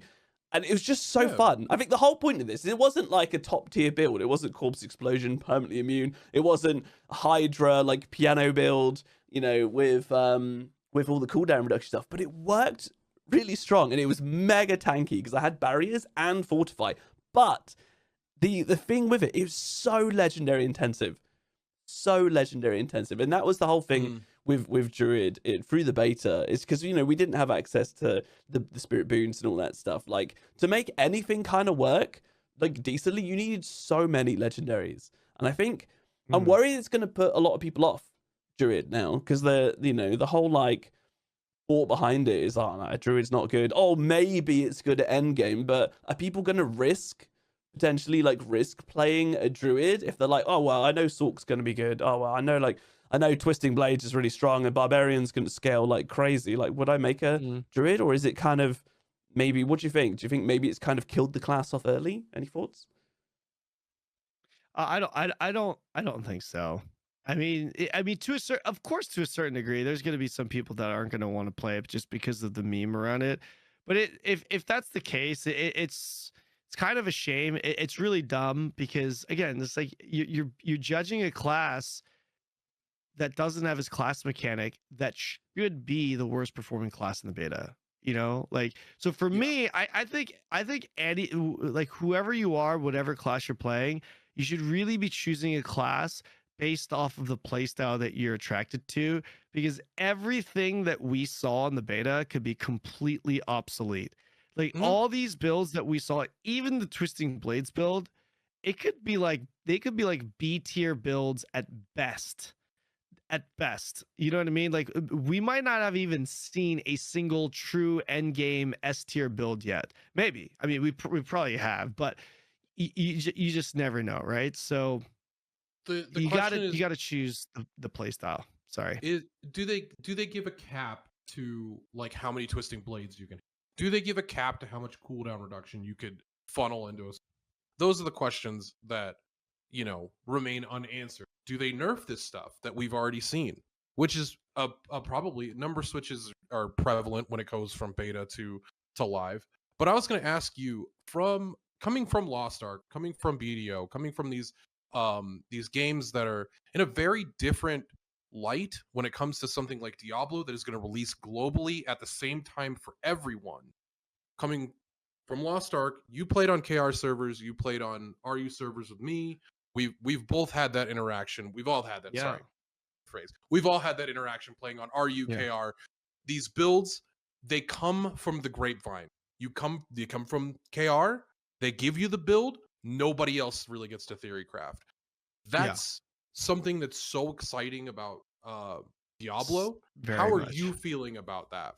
Oh, dude, absolutely. I mean, one of the biggest appeals that I have with this game is the build potential and all that stuff that we were talking about earlier, right? Like I already mentioned it. And that's a huge so both as a gamer and as a content creator, that's huge. From a gamer perspective, the fact that I can go out and author my own build and maybe potentially find gold and be the first one to do it, that rush is really fun. And this game's not only is that available in this game because of the nature of being an ARPG, or excuse me, the nature of a brand new game, but the fact that it is an ARPG and they're trying to make it a little bit more a little bit deeper as well also allows us, like, it gives us a higher ceiling of what we're able to potentially put together, right? So I'm super excited about that. From a content creator's perspective, one of the biggest turnoffs with Lost Ark was that, man, getting hand-me-down for content. You had to be playing in KR to be to know, to be taken seriously, yeah, exactly. And you got content way ahead of time, and when content was released in NA, you already experienced it. So like so from a content creator's perspective, it sucked, and this is coming from someone who had the option to continue playing KR. And it's also boring. Like, to me, it's like, bro, like in NA, they're gonna get what? Elgasia and shit like that. Yep. Elgasia, and then they're gonna get a con eventually. Who gives a fuck? Are you excited about it? Like, I don't I don't fucking, like, I saw a con was interested when the con first came out. I was like, that was such a cool thing. Like, watching all the streamers come together and do a con, that was really cool. That was a cool experience. But the fact that I couldn't do that multiple streamers, you know, that also spoke English, was such a sad time when you're like, okay, I'm just gonna watch these 8 guys do this instead of being able to watch, you know, 400 different people all race like for world first. Seeing like you having a group like with Nico or something like that. I would have done a group with like the PvPers or something like that. That could have been fun to see that progression. But instead, we have a lot of people that are complaining about there's too much content coming out too fast. And NA took their foot off the gas when it came to the beginning. I think that was a lot of mistakes of listening to both sides of the field, when a lot of old school players like you, me, Ben, you probably had the same opinion of get the content out, get us caught up, because this is what is going to keep this game alive. That's the more fun aspect of it, is this new content. Because tier 1, tier 2 suck. And tier 3 in the beginning is a snooze. Until you got to Legions, it was just like, what are we doing with this game? And I played since beta, and I'll tell you, like, there was nothing redeemable about Lost Ark other than PvP before Legion Command. Anyways, I don't want to shit on Lost Ark too much. I do have a special place in my heart for that game. I very much love it. Sure, we all should. Yeah, absolutely. So you're excited about builds. Ben, did you have a question you wanted to ask? No, I mean, I know that I'm just conscious that it's getting quite late for Kanon and he's quite fried and he's got stuff to do. So, Kanon, do you want to move on to a bit of Blue Protocol? Sure. Are you okay to keep going? Or if you're fried, man, you tell us. I'm fried, but I'm good. Let's go. Right, quick. How much sleep are you going to be able to get if we ended in 30 minutes? Not a lot. Enough. I have. Bro, listen, man. Not a pussy, dude. You're a trooper. Fucking trooper, man. That's probably not politically correct in this day and age, but fuck it. It's okay. All right. Sorry. Listen, man. I'll be honest, 3 to 4 hours is about the average amount of sleep that I've been getting each day, probably for the past 3 weeks. So well, hopefully add an extra day to that. And today I felt like, well, actually today I had like 5, but I had like 8 yesterday. Jesus. The day before yesterday. That was the first time for a while. But yeah, that's a luxury. And you also do you do work during the day as well. You have your own business, correct? Yeah, which I might be officially retiring from. This might be my last year doing it. Okay. Damn. On how, like, where we go with the content creating, like, we'll see. Like, it's I'll have to make that decision at the end of the year. So I'm really pushing hard for this, and we'll see where it goes. Yeah, man. Yeah, I appreciate that. Well, we're all rooting for you, man. We're all rooting for you. Content is incredible. So Blue Protocol. Yeah. Anyway, so Blue Protocol. So I'll start it off because I have looked into squat of Blue Protocol because as soon as I looked into it, I saw that it was cartoony, and I don't like cartoony games. Things like Wildstar and things like that. I'm not. That you're calling it cartoony is like, bro, we should end this segment now. Yeah. Well, there we go. Okay. It's anime, bro. Anime. I can't call it cartoony. Fair. It's not cartoony. It's anime. It's different, bro. Right. Dude, I'm done. I'm done. It's your podcast now. See you later, guys. I've been shaved off the podcast. It's now BEVS with DJ. See you later, bro. See ya. Anyways, Wildstar is cartoony. Wildstar is cartoony. Okay? That's what I said. But okay. I'm with you. Wildstar is. Blue Protocol is anime. It's not anime and cartoon. Cartoon is different. It's different. Very apparent that Ben's never watched Attack on Titan. I have Bleach. Actually, I have. I like anime, but when it comes, So when it comes to games, I don't like playing cartoony / anime style games. Let's rephrase it for that. So basically, my point is I haven't really looked into it. So I'm excited to hear about it from yourself because now you've had a good chance to play it. Yeah. What? I mean, tell me about it. Like, I don't even know how many classes there are. Like.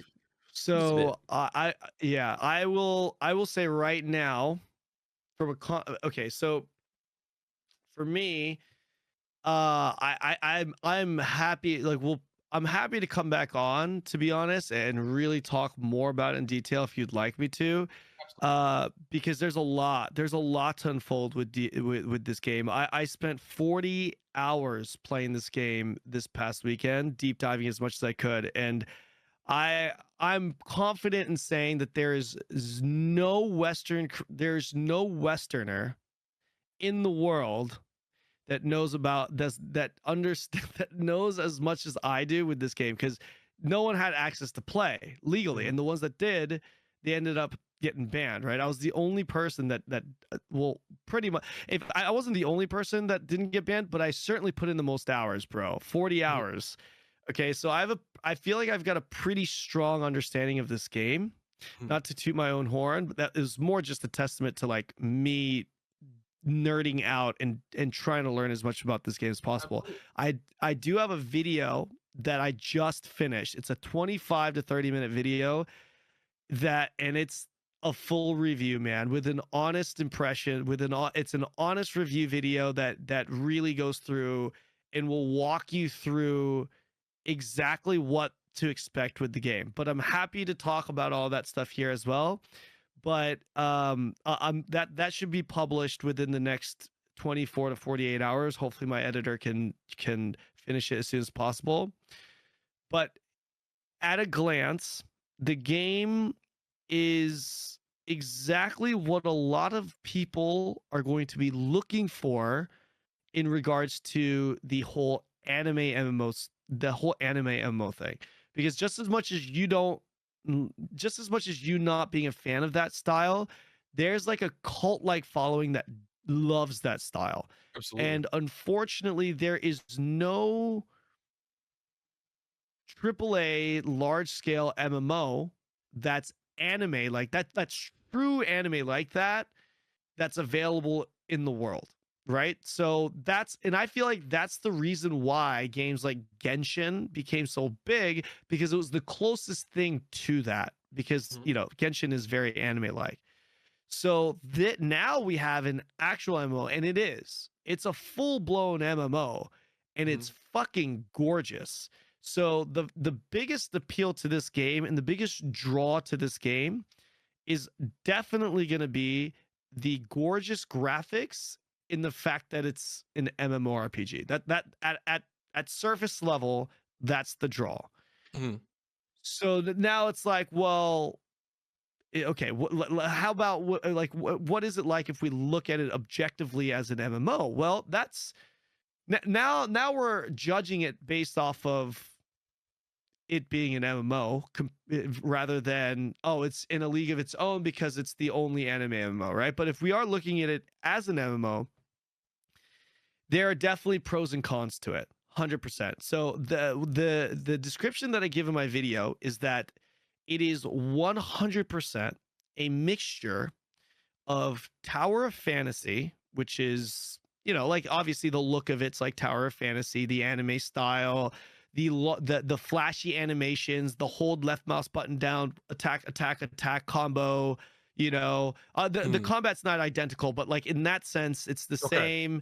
You know, like it's long. It's like the long animations. You're locked into an animation in the direction you're facing. It's action combat, but mainly like think of it like Tower of Fantasy shell, because Tower of Fantasy did try to do that whole open world type of thing, right? But it's like mobile and it's not really an MMO, but a little bit of Tower of Fantasy in there. Okay.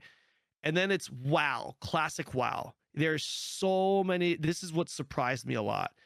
There's so many WoW classic vibes in this. It's ridiculous. When you play the game, you will be like, it looks like an modern day anime MMO, but the gameplay and the pacing of it is your old school MMO. Okay. Very reminiscent to classic WoW. I even brought that up to a WoW creator, Mr. Stoops, and he was like, yes, it is very much like classic WoW. Okay, so classic WoW, and then obviously Final Fantasy with Final Fantasy 14 with the social aspects and the role play that's involved and the class feature. It's identical to Final Fantasy. You play one character, you can play all the classes with that character, just equip a different weapon. You're level 1 with that, you re-level it, bam, at will. Okay. And then the last thing was the biggest W for me that I was not expecting, because the biggest thing that I was skeptical about was the combat before playing the game. It didn't look good. Okay. I don't know about you guys, but for me, it didn't look good. And I was like, it for a long time. What did you think? So like mid at best. Yes. Originally, I've told people on stream too, people have asked about it, because I've tried to turn people onto it. I tried to get in the beta, my key fell through, long story. Anyways, from what I had seen up to this point, that combat looked that there wasn't as much skill expression as I wanted. But you having played it, how are you feeling? Like, obviously there's a ton of skill expression in Lost Ark, in the idea of it, not in the like the top tier. Obviously everything's pigeonholed in one build, but bringing that over to Blue Protocol, how are you feeling about the combat and the skill expression? I was extremely surprised with how good the combat was. It was actually really good, and the reason why is because the other game that I would say, so we said Tower of Fantasy, Final Fantasy, WoW Classic, and the fourth game that it's a mixture of is like Dark Souls. The combat is like a single player RPG game. There is a massive emphasis on identifying attack patterns and dodge rolling. If you fight a single mob at level, not an elite, just a regular fucking Joe Schmo mob, one hit from that mob will deal, it depends on your class and whatever, but one hit from that mob is going to deal 20 to 25% of your HP. So you want to dodge attacks. And if you're pulling multiple mobs, now you have to track multiple skills that are being used by these mobs. You don't want to get hit, so you have high uptime on your dash roll, almost infinite amount of dash rolls, and they are iframes. And it's even cool because there's an emphasis. If you dodge a skill right at the right time, your character there's kind of like a blue flash that goes off that just represents, and it's like a sound. It's just cool because having that felt even more rewarding when you perfectly dodge that attack, because that's the skill. The skill in this game is that, because remember, all your attacks have relatively long cooldown or long animations, and you can't cancel out of them. So if you overextend trying to greed for damage, even if you have super armor up, you're going to take that hit. But most of the time you don't have super armor up, so you just get interrupted, and then you lose the cooldown and you take a big chunk of your health. It's really challenging. So I'm grinding these mobs, but I'm not bored, because the combat is so good. It's a challenge every mob. And then it gets even more challenging as I'm pulling more mobs. And then on top of this, every mob has their own unique skill set. They're not just attack, attack, attack. They're different. Like, one dude will literally backstep dodge your fucking attack, and then you burn a cooldown. Or another dude will do this wind up attack, and then you think you got the timing to it because you got a dodge roll, right? Oh, it's going to come in, I'm going to dodge roll. And then he's got another attack that winds up just a second longer, causing you to dodge roll time the original attack. And then by the time you're out of your dodge roll iframe, you get smashed by it because it was a delayed attack. And then you have other people that literally run back and throw attacks at you they have their own unique skills. So it's the combat was the biggest. It was the biggest W for outside of the graphics of the game. It was the biggest W, and Stoops felt the same way. Wow. I mean, I'm a huge Dark Souls fan, like Elden Ring. I love the combat in that. So that sounds actually really good. Having the iframes, having that sound, it's almost like getting a parry in Dark Souls, and you get a parry. That's exactly and then, right. Then you can do like a big hit. That's cool because it's hard and it's super rewarding. No, it sounds really interesting. Actually, I'm curious. I'm curious to see a bit more. But did you say there was? How many classes did you say there was? 5. Did you just see your hand up? Yeah. So we have the Aegis. You have the Aegis fighter, which is the sword. I don't actually remember the names of all the classes, but you've got the sword and board. You've got the dual wielding axe class. You've got the mage. And you've got the bow hunter class.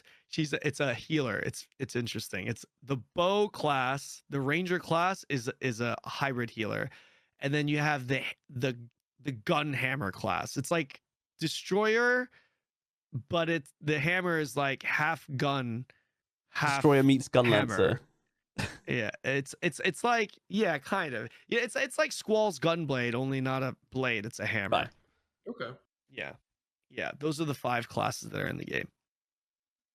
Okay, DJ, did you have anything else you wanted to jump in with? So I was gonna say, Kanon, have you played Monster Hunter? Both of you.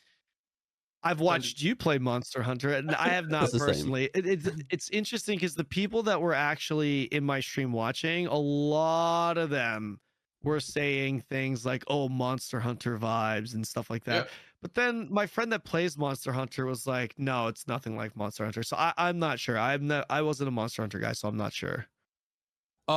So my whole thing when I was first looking at it, like, looking at the closest relation coming from Japan to that was New Genesis, like Phantasy Star Online, like being a massive franchise, and then you have Bandai Namco making Blue Protocol. So that was what I equated it to originally, and now it's like a complete departure from Phantasy Star. And like hearing it from you, I'm like, oh, it's more in that Dark Souls Monster Hunter vibe. Those two games to me are very, very similar, but obviously for very different reasons, like combat wise, just bare bones combat. So being able to dodge monster attacks, being able to like overcome massive adversity, that's Dark Souls and Monster Hunter to me. So that sounds exciting. As long as your combat is good, your game's gonna probably be good, right? Like that's the whole deal. So Like, even if it doesn't have content, if it just feels good to log in and kill random monsters, that's a big W. This upside down says Anthem Keck W. Yeah, okay. Anthem Keck. I remember that game. Oh my gosh. Shit. Game was a mess. Anyways, well, so how much time you got, Kanon? How much time you got? I got a little bit. What do you guys? I'm happy to. If you want to talk a little bit more about Blue Protocol, I'm happy to. Yeah. I was gonna whatever ask, you guys want to do. How many classes did you go hardcore on in Blue Protocol? I played all of them, but I could only go hardcore on one because it's extremely slow. I'm pretty sure there's not a single player in the world that was able to hit level cap on more than one character class. What was level cap? Class 20 for the beta test. Okay. Yeah, So which will be 50 during the launch. Like, from a party standpoint, like, how did dungeons feel? Dungeons, like, in what regard? Just like in terms of enjoyment, like how did the pacing feel on a dungeon? How did the boss fights feel? How did mechanics feel? Like, because you already said combat's like crisp, right? So if I was gonna talk about the combat first specifically, the combat experience actually it wasn't as good in the raids, in the dungeons. The reason why is because in the dungeons we were running, all of a sudden it was a lot spammier, and when you get spammier, you lose that whole challenging aspect of dueling a mob or something like that, right? So it wasn't as fun, to be perfectly honest. But to be fair, to play devil's advocate, right? It was only a level 10 to level 20 dungeons that we were doing. So it's like, I mean, what MMO out there do you play at level 10 to 20 dungeon and you're like, oh, this is amazing. But if we were just going to look at just those dungeons, they were a little bit bland, to be perfectly honest. They weren't anything special. The mobs look cool. The bosses look cool. So there were, I think there were two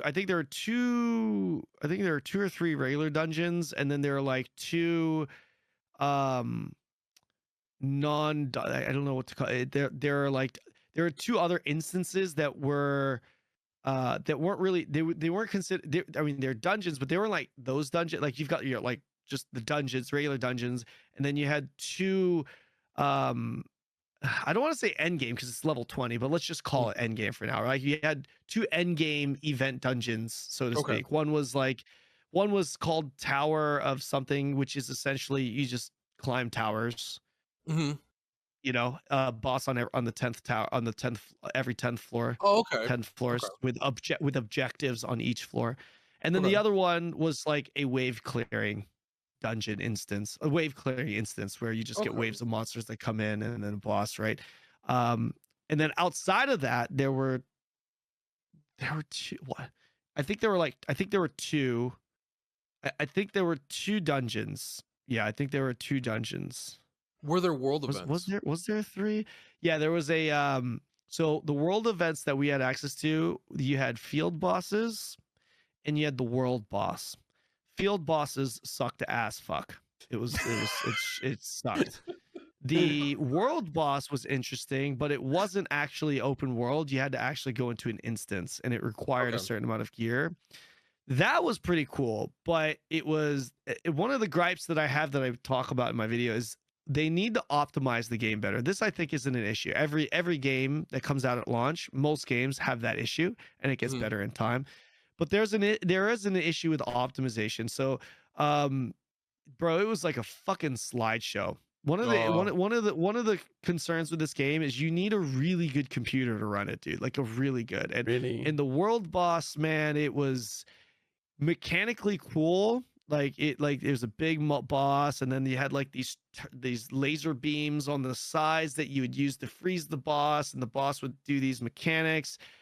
But but it was like it was laggy, man. I was doing the whole thing probably anywhere from 15 to 25 frames. Oh, Did they have a On cap on medium how many people settings. could be in this particular Yeah, instance? there was a cap. I can't remember off the top of my head how many what the cap was. I have it in my footage, but Okay, we'll check. maybe 20, maybe 20. I don't know. I can't remember. It literally shows, like, when you go into the instance, it counts up. It's just like X, just like a battle royale, X amount of players out of X, you know. Yeah. I just can't remember what that exact number was. Okay. Probably Right. 20-ish. how about PvP? Is there any like open world PvP or arena? No, there's no PvP in this game. I think they've done a good job with the competitive aspect, though. I know DJ's a PvP guy. I'm a PvP guy. Yeah. And I think this part might actually sound this part might sound appealing, but they don't have direct PvP, but they do have a ranking system where you compete against other teams. Mhm. And the way they do it is by that wave clearing instance. So you get waves, and whoever clears it fastest. I think that's the objective. I didn't do Yeah. that, so I'm not 100% sure, but it is a competition between two teams. And I'm pretty sure it's the wave one. It's competition between two teams, and you're competing against each other in time. Mhm. Okay. And then there's like rankings and stuff. They've said they want to do more stuff like that, but they won't add PvP. And I think that's a really good way to do it because of the way World of Warcraft's gone anyway. Like, you don't have a lot of people watching the AWC, which is their arena championship. You have a lot more people watching the world first races and the mythic clears. Like, that stuff is more applicable to the general audience because you get strategy from that. Whereas like PvP, not everybody's going to do PvP, but generally everybody's going to do PvE in your game. So I think that's a good way to do it personally. I know that a lot of people are averse to that, but as coming from a PvPer that's excited for a PvE only game, like, that's kind of saying something when there's still that competition, that competitive aspect. Right. Cool. Well, do you want to see the world boss? I could pull it up for you if you would like to see it. Do you have the YouTube video? No, I have it. I just have a regular video. I could screen share, right? Yeah, we could do it that way. Okay. Screen share in Discord, and then if you want to, yeah, I can bring that up actually. Yeah, so you could leave the activity. Okay. Bring this up.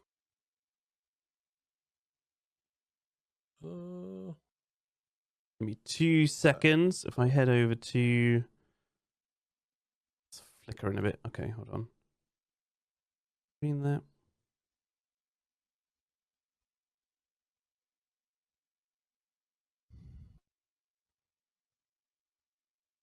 Sorry, chat. 2 seconds. Okay, I've left the activity. So if I head over to this one and then do this, I've got it. Yeah, I've got it up. Can I make that?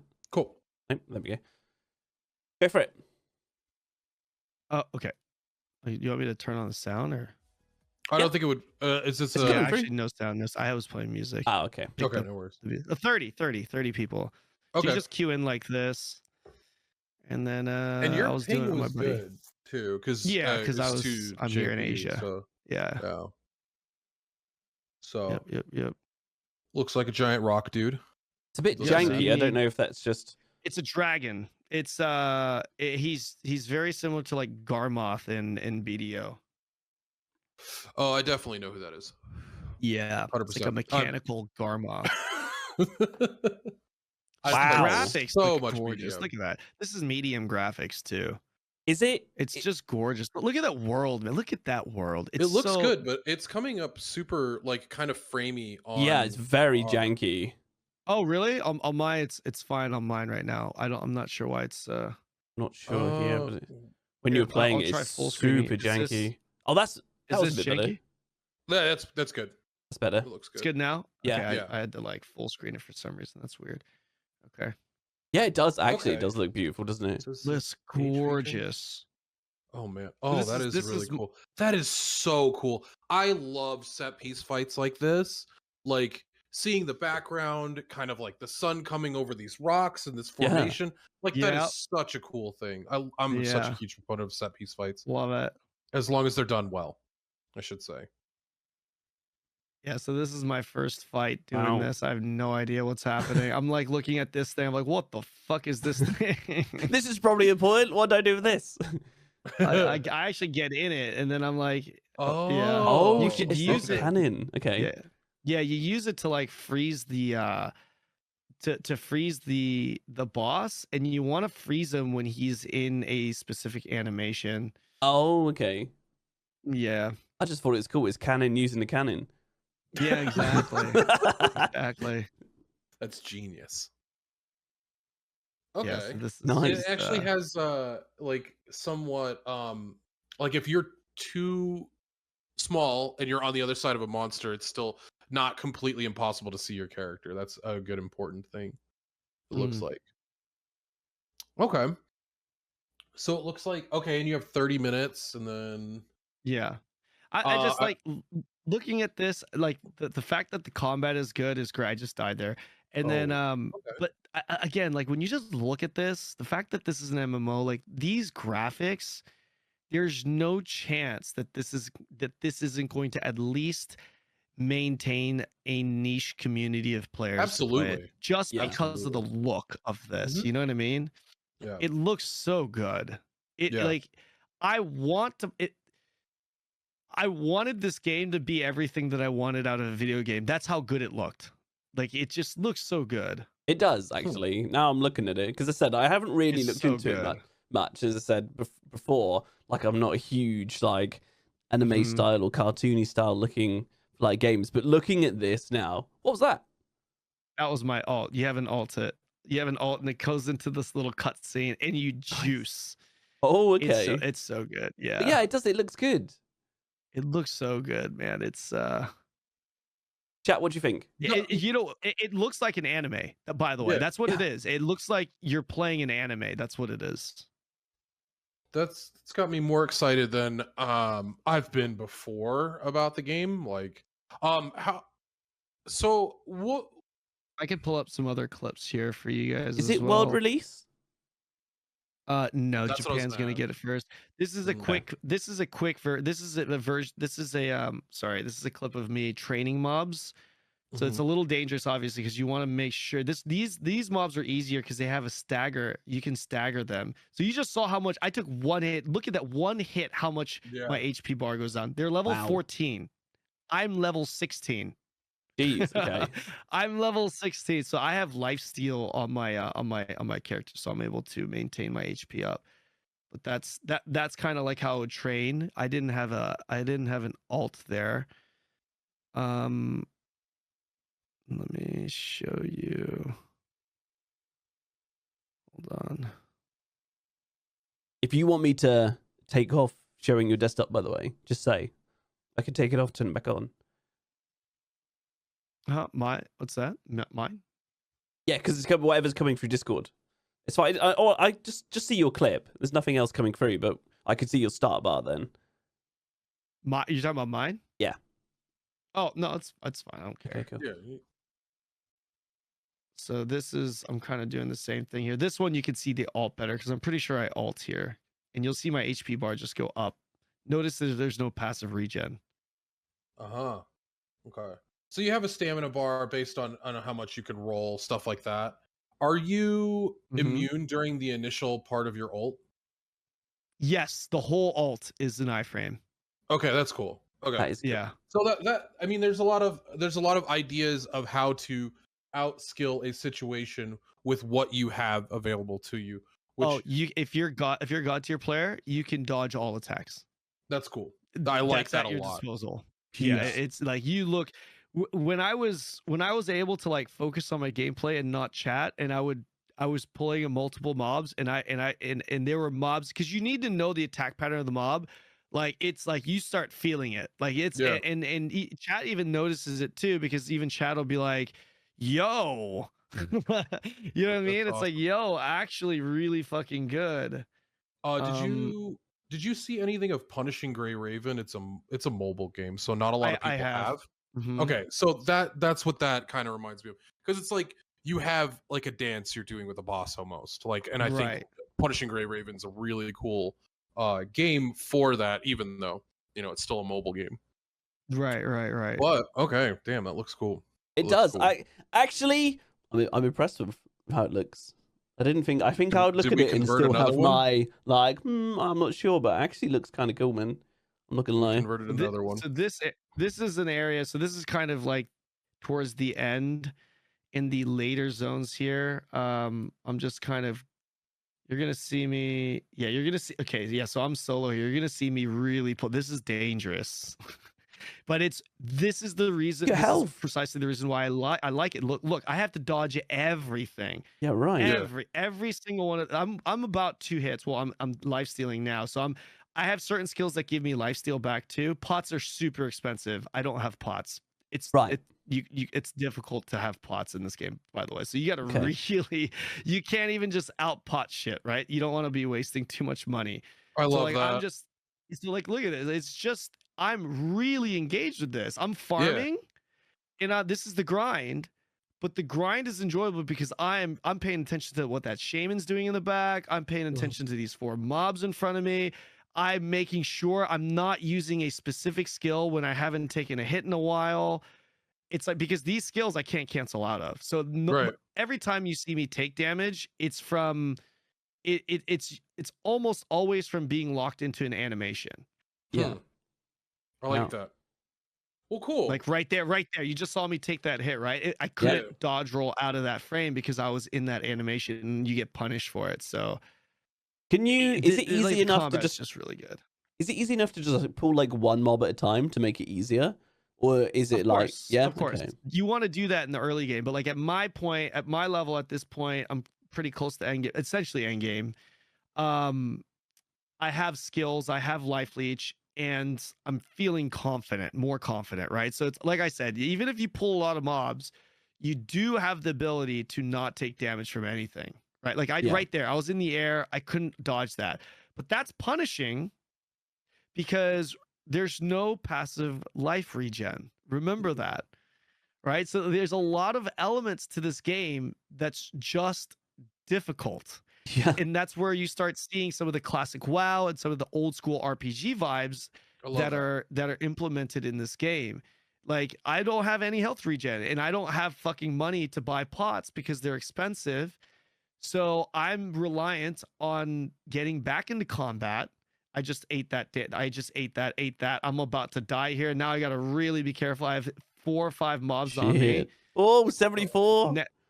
74 HP. Yeah, so that's my life skill. So, and I died, right? So there you go. That's how it's challenging, because I had to go back into combat because I need to heal. And this class specifically, the only way you heal is by life leeching. Some of your skills have life leech. So I'm going out there. Oh, and by the way, you can res anyone in game too. Most Japanese people just come in and res. Oh, and by the way, he's immune. That's a sword and board class. They have skills that give them full immunity like that. So really good utility. Fucking amazing. Top tier. They're like the gun lancers of this game. So we got the anime Dark Souls MMO. This game. Oh, Gunlance, man. So you're saying they're really boring to play, but they're just required in every party? Okay, no, they're actually pretty fun. Well, for this version, I was excited about Aegis in general. I wanted to check it out. Look at this damage. I took 2 hits. Did you see how much that is? Like one. This mob is the level below me. This is just a regular trash mob. It looks awesome. I'm really excited about this game, just in general. But again, this is a D4 podcast, so we'll end it on that. We'll end it on D4. Is it? It's mainly D4. No. You're fine. I wanted to ask you about all this stuff, and I'm more transitioned into variety at this point in my personal stream, so I have tons of questions about all this stuff because, again, I'm excited about not just one game. Yeah, I mean, I'm happy to talk about a few of this. Just one final question, sorry, Kanon, because you said that this is coming out in Japan first. Like, is that this year planned? Next year? Yeah. It's actually pretty close. It was supposed to come out. They delayed the beta test, which I believe probably would have delayed the release of the game, but it should come out Q2, Q3 of this year in Japan. And in our region, it's supposed to definitely be coming out this year. I'm speculating Q4. And by the way, this game published in the West by Amazon Games. So we definitely have the end with that. Yeah. There you go. Right, okay, that was it. That's all I wanted to ask. So I'm happy. Is there any questions you had for us, Kanon? I mean, if you don't have any, man, it's okay. That's all right. Yeah. That's all right. No, like my questions would be just to catch up with you guys personally, you know, how life has been and what you guys are doing with your content and where you're planning on going, you know, just things like that. Yeah. Go for it, DJ. I feel bad because we're gonna keep you from sleeping again, but things are good. Coming back to content creation as more of a full-time thing for me, you know, I did really well for a while there, like last year, and then we had a bunch of stuff happen, and then moved, and now I'm in this office. I feel like I'm in like a place that I can do the stuff that I was excited to do last year. Actual work studio. Yeah, yeah, because yeah, and so I'm feeling like I'm finally in that like home feeling. So yeah, hopefully start, you know, pumping out some YouTube content and doing more stuff like this. Like I wanted to bring back the podcast. I asked Ben to, you know, come on and do this with me, and I'm really appreciative of him getting me back into the space where I could just talk to the people that, you know, I really like enjoy chatting with. Like I mean, Kanon, you and I have had chats off stream and stuff like that, and it's just like that's the most fun for me, you know, like being able to pick people's brain and talk about this thing that we're so passionate about. So for getting back sure. into that. Yeah, Ben, what have you been up to? What, me? Yeah. So for me, yeah, I mean, me, it's always tricky because it's dad life. So I've got to work everything around family. Tough, yeah. Got a 3-year-old, and I try and do this like as full time as I can. But then we've got like our biltong business on the side that me and the missus do, and then we've got like loads of shows coming up. Where a show is like it's like a market stall. We go out to like there's various different shows around, and we just set up like a stall, sell biltong. Plus we got the shop, online orders. Trying to balance all of this is really tricky. But it's really rewarding when you pump out a video and it gets like 5, 10, 15, or sometimes even like 40, 50k views. You get like a bunch of comments and things. Some of them a bit troll, as you probably know. But like loads of them are really quite nice. You see like it's gonna, it feels really nice to be able to kind of get some time to do that. Plus it's got so rewarding. Yeah, it's lovely, isn't it? Plus I've just got this camera. So I've kind of like revamped a little bit. I got the camera, I can put the lights in the scene. I've taken the glass off, got some contacts and things in. And I feel like I've just like freshened a bit, and it's cool, and I like it. I love that. I did. That's good. You know what? Another thing that I do love talking about, I'll close this out. Another thing that I do love talking about is it just content creating. You know, like I love talking about gaming because we're gamers, and I just have a strong passion for content creating itself too. So like I know I've spoken with DJ in the past, well, even recently too, but mainly in the past we would talk about content creating and stuff like that, and that's just another thing that I'm really passionate about. I enjoy it because it's like content creating is also a game to me. Oh yeah. And that, you know, like I'm an entrepreneur at heart, and that's exactly what content creating is. It's a game. It's like you're trying to grow, like you try to grow your character in an MMO, you try to grow your brand, you try to grow your channel and with content creating. So it's just really fun for me for sure. So it's all progression. I like talking about. It's like when you're progressing, and then that's the thing we were talking about like Lost Ark towards like the start and things. Lost Ark growth just died. Like, bro, remember leading up to launch, the month leading up to launch of Lost Ark? That shit was wild, man. I think I went from like 8,000 or 9,000 subs to nearly 30 in like 3 weeks. Yeah, it was crazy. Like on YouTube, that growth was wild. I was just like, oh my god, like the dopamine rush from something like that. If only that was really exciting. It was really exciting. It is. I'm a little tilted because PvP obviously died a horrible death. Okay. Bet on that. But it was so much fun, dude. Oh my god. You know what the thing is, DJ? I fell victim to the same thing. You did. I just got out earlier. Yep. Same thing would have happened to me if I had spent the beta days and the earlier days in the other regions focusing on PvE. Then I would have I feel like I would have definitely had a bigger presence. But absolutely. You know what I mean? So it's me and you, same boat. The only difference was I pivoted at launch. Yeah, You didn't. And I kept going. I had this idea in my head that we would have a shift in terms of what tournaments were coming out, because I felt like I had a big voice in how tournaments were being ran. And I was saying, like, yes, this is cool. Like, these weekly tournaments are cool, but we need a league if you want to progress. We need something that people can watch on a weekly basis, root for the same teams, root for people that they can identify with easily and say, oh, this guy's the Shadow Hunter player, this guy's the Paladin player. Like, this is exciting. They're in this matchup. Right. These teams are jumbling around, but give people like storylines to identify with. That's what I was excited for with PvP. And then all these groups started coming in, and it was just like a tournament every other day. And I was just like, either I create content and like try and talk about like PvE stuff, or I keep practicing, I keep scrimming, I try and go to like a certain level of professional. I'm fucking 36 years old, bro. Professional isn't the same as it was when I was 17, you know what I mean? But I still have that fire for PvP in me. So it was one of those things I was like, I have to do this. Yeah, you had to do it. So it all took a step back, and then a lot of like real life stuff happened, and so beyond that, like, had to take a step back in that direction. But man, PvP was so good. I wish that somebody took a chance on my idea and still let me be a player in it rather than directing the idea myself. And that's where I feel like I faltered. But I had a blast, dude. Playing in that G4 tournament, making that run felt real good. I'll tell you what. Like, yeah, that was something very, like, being able to have Captain Flowers, like a person that I watch League of Legends to this day, like all the time. I hear his voice all the time. Having him say my name in that competitive setting was like such a cool feeling for me. Be honest, DJ.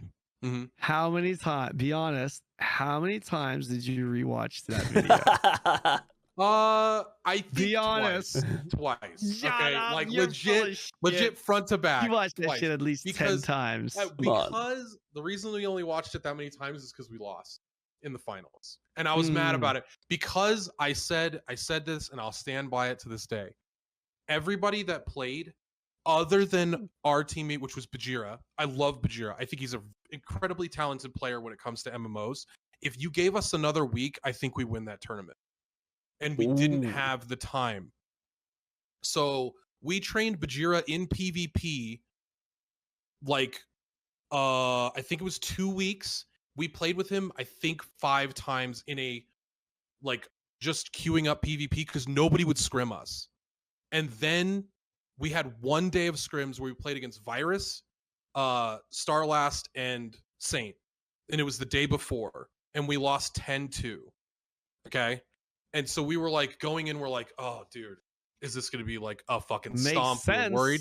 And then we lost in the beginning because we had to play them originally. And then we go through losers, beat every other team and obviously there was a bunch of people that don't play PvP. I totally get why, like, we made the run that we did, but it felt good for me and Odie to be able to take Bajira from this guy that was probably like silver rated in ranked to probably somewhat like a high diamond master level player in terms of just like talking him through matchups and ideas and just like that. Oh man, that whole like teaching somebody. I love coaching. I love like the PvP competitive aspect. Just being able to do that was so much fun.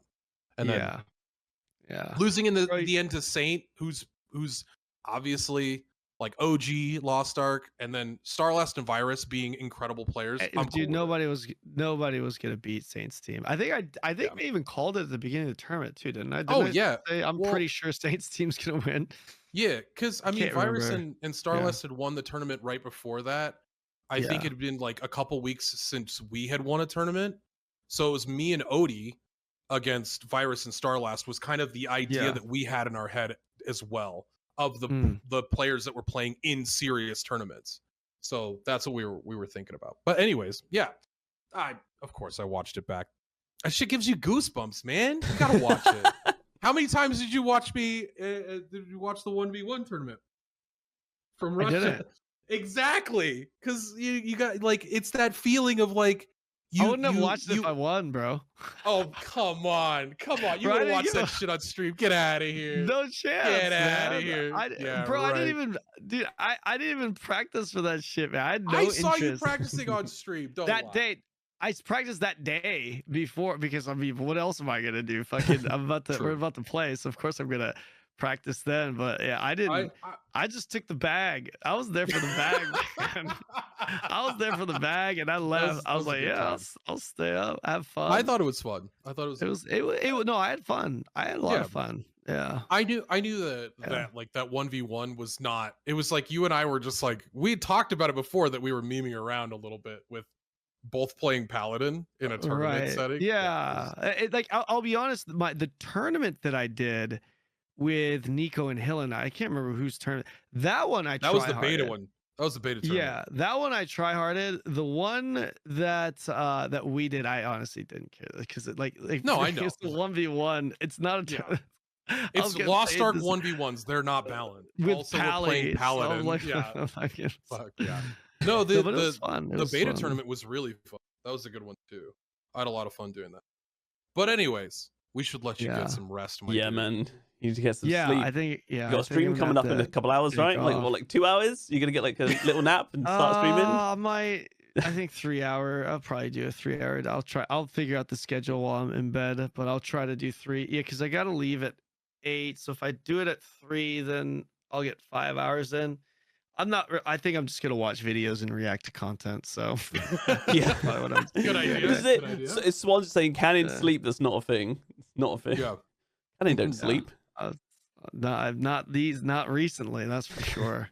Man. Well, yeah, not recently. Thank you for slotting us some time and coming on to chat with us, dude. We really, my pleasure. Appreciate it. Really appreciate it. Thank you for inviting me. We'll be chatting soon, I'm sure. We'll get you on for some more. When something comes out, we'll have to pick your brain about more. Absolutely. Thanks, Ben. Again, thank you, DJ. Thanks, chat. Like, holy shit. Appreciate you, chat. We don't really have time chat today for like questions for chat. I think because we've kept Kanon quite a lot, and he's got a very busy schedule. So because last time at the end we did some questions. So I think we'll just call it there for today. But yeah. I can appreciate you guys. Thanks, Kanon. It's really good, Kanon, to finally have like a face-to-face in it. Let's do it again, please. Hit me up anytime. I would love to do it. We'll do. Absolutely. Yeah. Well, we'll let you go, my dude. Have a wonderful 2 hours of sleep and have a wonderful stream. We'll all pop in later. I'm gonna go back to sleep myself. Yeah. It's I've gotten 2 hours of sleep and I'm still tired. Yeah, you should get some sleep too. Same boat. All right, boys. Girls, see ya. Thank you. See you later.